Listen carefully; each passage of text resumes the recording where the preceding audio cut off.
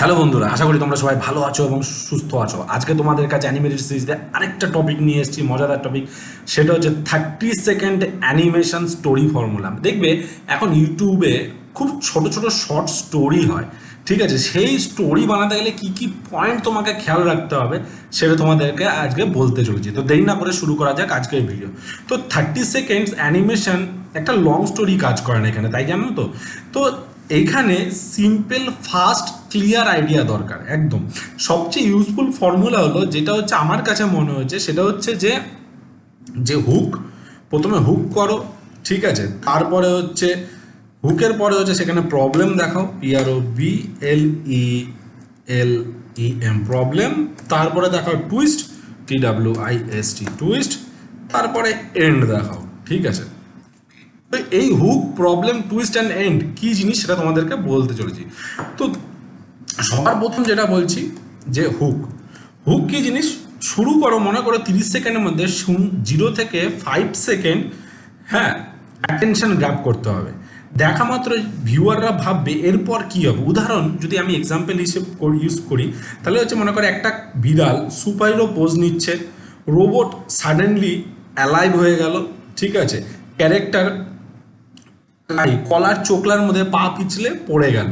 তো সেকেন্ড যে পয়েন্টটা হচ্ছে সেটা হচ্ছে প্রবলেম, যেটা আমি তোমাদেরকে বলছি, PROBLEM প্রবলেম, মেইন প্রবলেম দেখা। উদাহরণ হিসাবে যদি আমি এক্সাম্পল হিসেবে বলি, বিড়াল জাম্প করে ভয়ে পালালো, ঠিক আছে?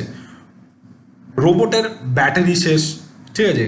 ক্যারেক্টার ক্রাশের সামনে একটা অদ্ভুত একটা সিচুয়েশন ফিলে পড়ে গেল। তো প্রবলেম যত ক্লিয়ার হবে, ইমোশনস অ্যান্ড এঙ্গেজিং তত ভালো হবে।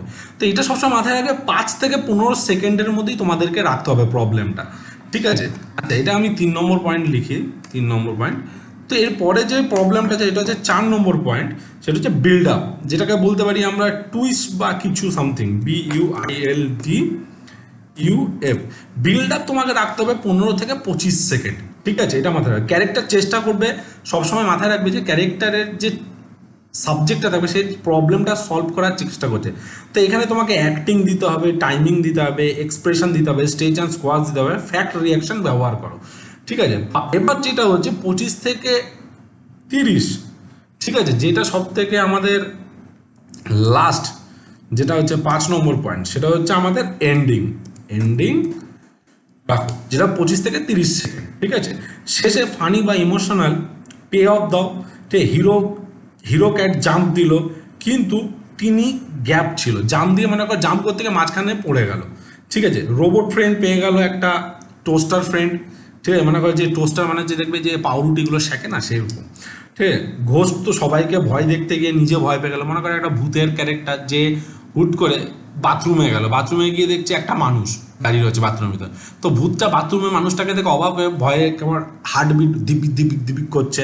তো এরকম এন্ডিংটা একটু ফানি রাখো, ঠিক আছে? এবং মেমোরেবল হলে তো অনেক ভাইরাল হওয়ার চান্স আছে, ঠিক আছে? তো এই যে আমি 5টা জিনিস তোমাদেরকে বোঝালাম, সেটা তোমাদের খুব কাজে লাগবে। তো আশা করি বন্ধুরা তোমাদের আজকে ভিডিও ভালো লেগে থাকবে। যদি তোমাদের আজকে ভিডিও ভালো লেগে থাকে, এই 30 সেকেন্ডস অ্যানিমেশন ফর্মুলা, তো অবশ্যই তোমরা লাইক করো, কমেন্ট করো অ্যান্ড সাবস্ক্রাইব করতে বলো। আর নেক্সট ভিডিওতে আরও কিছু মজাদার জিনিস নিয়ে আসতে চলেছি। তো সঙ্গে থাকো, সাথে থাকো, বাই।